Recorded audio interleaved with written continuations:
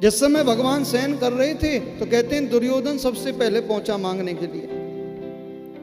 और दुर्योधन ने जब देखा भगवान शयन कर रहे हैं तो दुर्योधन ने क्या किया मालूम है?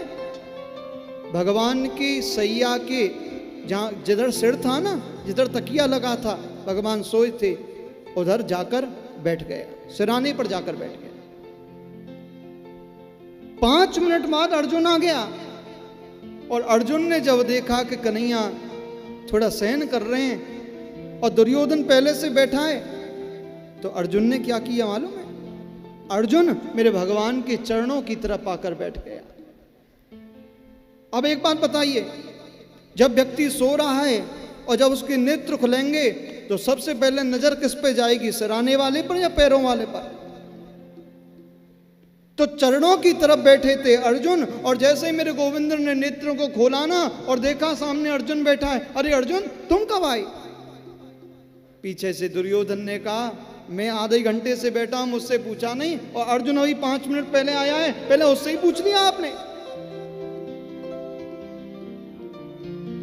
कन्हैया ने तुरंत अपनी बात को पलटा और गोविंद ने कहा है दुर्योधन भैया मैंने तुमको देखा नहीं था, तुम सराहने की तरफ थे ना, मेरी नजर नहीं पड़ पाई तुम पर, क्योंकि पैरों की तरफ अर्जुन था, तो मैंने सोचा शायद अर्जुन पहले आया होगा, मेरी बात का कोई बुरा मत मानना। दुर्योधन ने कहा क्योंकि मैं पहले आया हूं ना, इसलिए मुझको मांगने का अधिकार पहले होना चाहिए। कन्हैया बोले बताओ जो चाहोगे मैं दूंगा, जो चाहिए ले जाओ। दुर्योधन ने सोचा यदि मैं इनकी सारी सेना मांग लूं, इनकी यदि मैं सारी सेना को मांग लूं, सारी शक्ति को यदि मैं मांग लूं, तो फिर ये किसी काम के तो रहेंगे नहीं, फिर पांडवों के पास लेने के लिए क्या बचेगा? तो दुर्योधन ने कहा गोपाल यदि देना चाहते हो ना तो ऐसा करो, जितनी आपकी अक्षौणी सेना है ना वो सारी सेना हमको दे दो।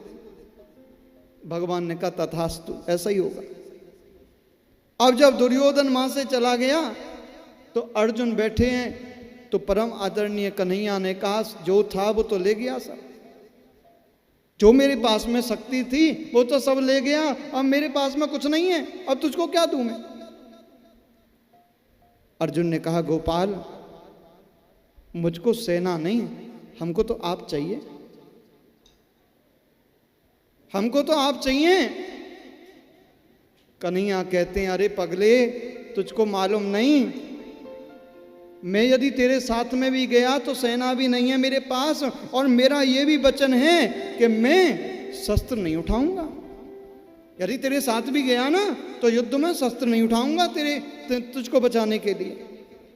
अर्जुन ने कहा गोविंद आप कुछ मत करना पर साथ रहना, बस आपको अस्त्र उठाने की जरूरत ही नहीं। कन्हैया ने समझाया निहत्ता मैं हूं, मैं क्या कर सकता हूं तेरे लिए? तो कृष्ण ने कहा यदि तू चाहे तो मैं तेरे घोड़ों की लगाम को पकड़ लूंगा, मैं तेरा ड्राइवर बन जाऊंगा। बोलो जय श्री कृष्ण।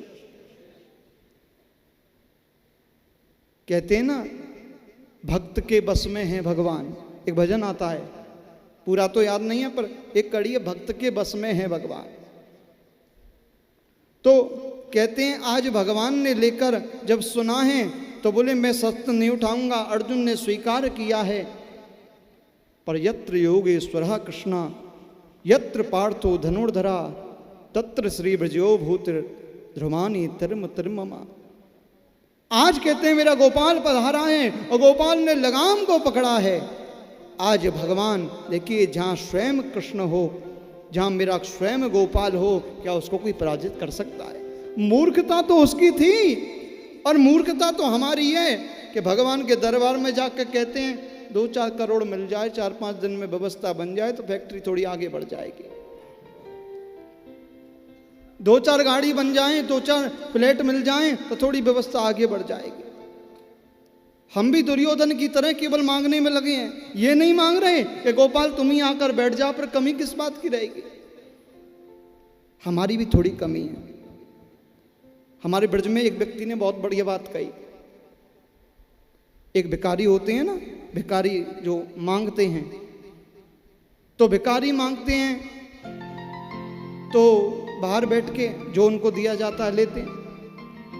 लेकिन सत्यता ये है कि भिखारी पूरी दुनिया है, ध्यान देना, भिखारी पूरी दुनिया है। जिसके पास में पैसा नहीं वो भी भिखारी है, और जिसके पास में पैसा है वो भी भिखारी है। कैसे? अंतर क्या है इसमें? बोले जिसके पास में पैसा नहीं है, भीख मांगने वाले रास्ते में बैठ जाते हैं और मांगते हैं, और जिनके पास में पैसा है वो रास्ते की बजाय भगवान के दरवाजे पर जाकर मांगता है।